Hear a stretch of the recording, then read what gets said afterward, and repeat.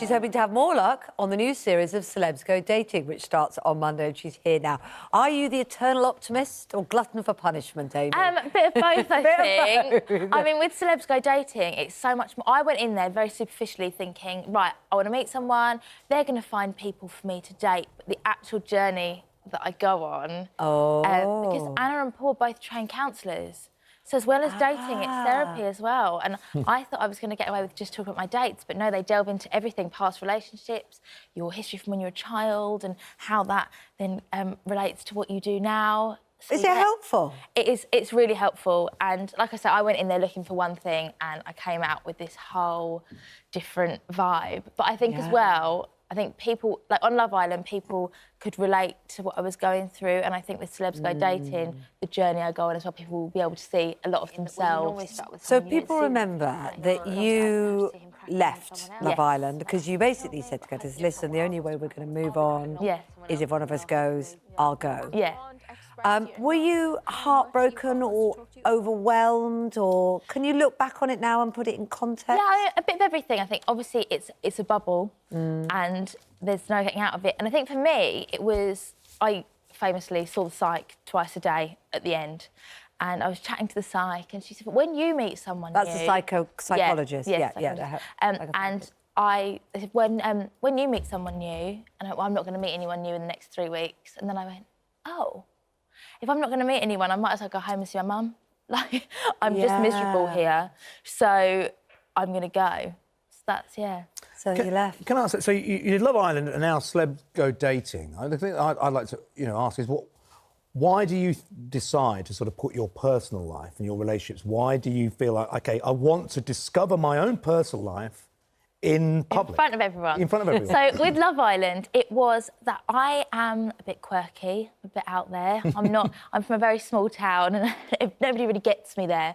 So I thought you have to be a certain type of person to apply for something like Love Island. So I thought I might meet someone a bit like me on there. So I thought, if I'm going to meet anyone... And also I'd seen a lot of couples on Love Island who would never have met elsewhere. So I thought I might meet someone on there. And then I think as well, because all the feedback I've got from everyone since I came out was, I cried with you, I felt that, we've all been there. So everyone sort of related to it. So then when I was offered Celebs Go Dating, I thought, brilliant. Again, I'm really lazy, they're going to find people for me to date. And I thought also as well, it's good to show, like I had so many girls message me saying, I'm 27, I've never had a proper boyfriend.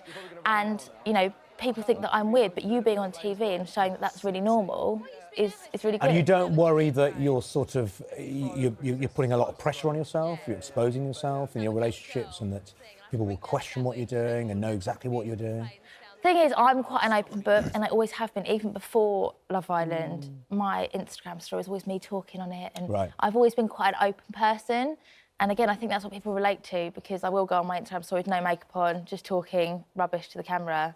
Well, it's hard for us to talk about Love Island, really, since the weekend and the terrible news of Caroline Flack. I think we're all reeling from it. I met her barely a handful of times because of working in the same industry, and I feel shocked to my core. How have you been? Because you obviously got to know her, didn't you? Yeah, I mean, she was a huge part of the biggest thing that's happened in my life. And she was amazing, from putting us all at ease on the first day, like in the little breaks between filming. She'd be like, are you all right, girls? Are you all right? Are you all right? And then, obviously, when I came back from Casa Amor, she was squeezing my hand, basically telling me to shut up because I was bearing my soul when I really shouldn't have been.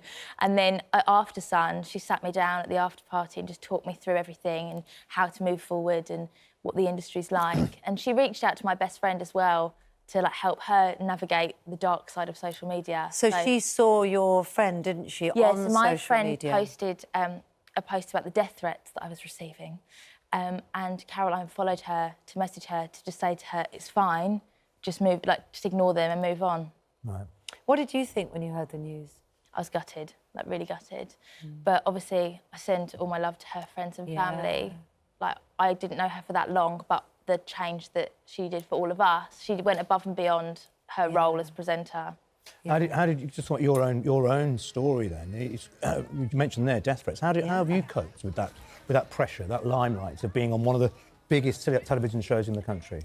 It's hard because when you get more hate, the more sort of current you are. And when I first came out the villa, everything was such a whirlwind that I didn't really notice it. And then when that starts to die down, that's when you have the time to think, oh, wow, yeah, people are saying this about me. And it is hard. And before I went on it, I'll admit, I was one of the people that said, well, if you don't like it, don't read it. You know, you can turn the comments off on your Instagram photos. But it is really hard. Sometimes it only takes one comment, doesn't it, really? It's not necessarily the number. And the thing is, you could have 100 comments and have 99 positive ones, and you'll scroll past all of them, and you'll wait for that negative one. It's like, you know, when you've got a toothache and you bite just to feel a little bit of like, it's like that. Yeah. Like, and it gradually grinds it down. But worth saying, though, you know, interesting that, you know, Caroline herself was a great assistance to you and obviously went beyond the call of duty as a host and as a presenter, almost became a friend. But also you talked about the help you got on the show as well with the psychiatrist, and that must have been very helpful for you at the time. At the time, so helpful, and you could have psychiatrists whenever you wanted. She used to come in on a Wednesday. I think I was so reluctant to use her services, and I kept saying, oh, they want me to see the psych, because they were offering it to me. And one of the girls went, oh, yeah, I saw her last week, she's really good. And I was like, well, why did nobody tell me that like, it was completely normal? As soon as I went once, I was like, oh, my God. Like, she's amazing. So I used to go back and back, and then I still see her now.